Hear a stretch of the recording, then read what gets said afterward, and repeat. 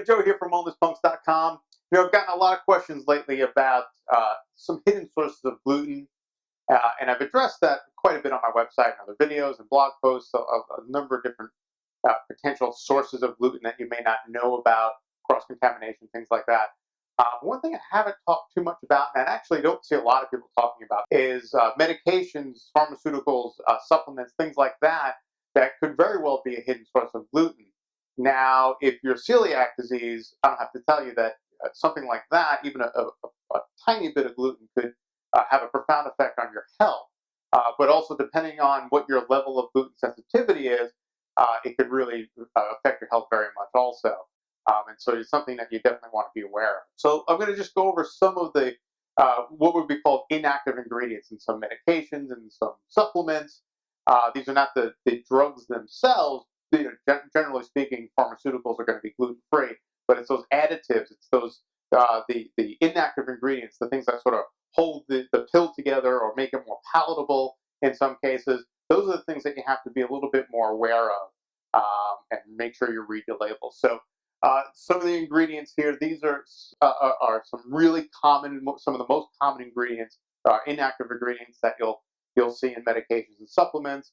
These are going to be gluten-free. So anytime you see any of these ingredients on a package, you know it's going to be safe. Mannitol, xylitol, which are sugar alcohols, titanium dioxide, lactose, gelatin, dextran with an A, and magnesium stearate. Those are going to be gluten-free. Now, I'm not saying that these are fantastic ingredients by any means. All I'm saying is that they are gluten-free. So, from just a gluten-free standpoint, these are going to be safe. Things that you may need to be concerned with, though, is anytime you see the word starch on a package, on a product insert, we'll talk about that in a sec. Anytime you see a starch on a package, that starch could be derived from wheat, and so in that case, you would definitely have to be aware of that. Something called maltodextrin is another very common ingredient in pharmaceuticals and supplements.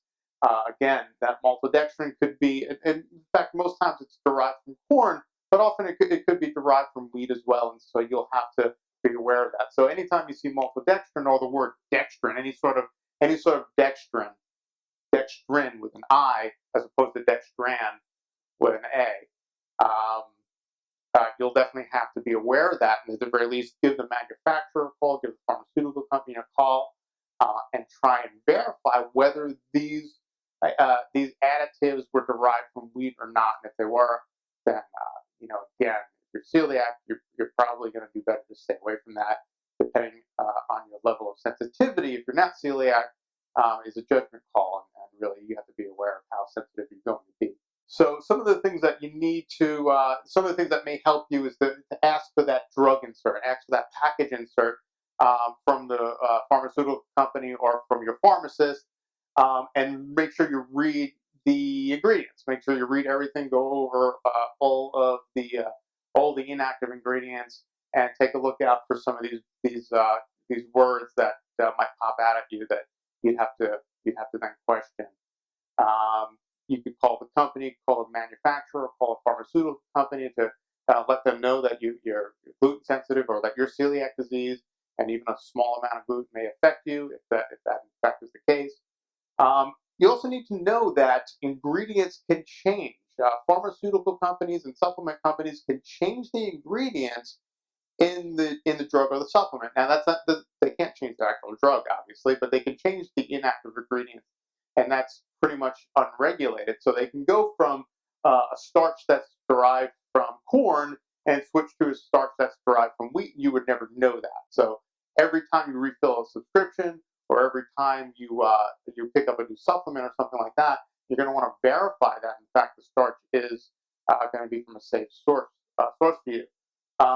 Generic options are going to it could potentially be problematic. Also, if you're used to a brand name drug and you switch to a generic drug, again, those added ingredients, those inactive ingredients, could be very different. The drug itself will be the same, but the inactive ingredients, those added ingredients, could be different between the brand name and the generic name. So it's just some things to be aware of.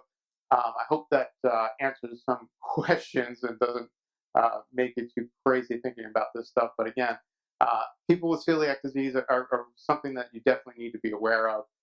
Gluten sensitivity, you sort of have to figure out where you are in that spectrum and if a small amount of gluten is going to really affect you or not. So do me a favor, leave me a comment and let me know if you consider this, like maybe your medications or your supplements might be a hidden source of gluten or not.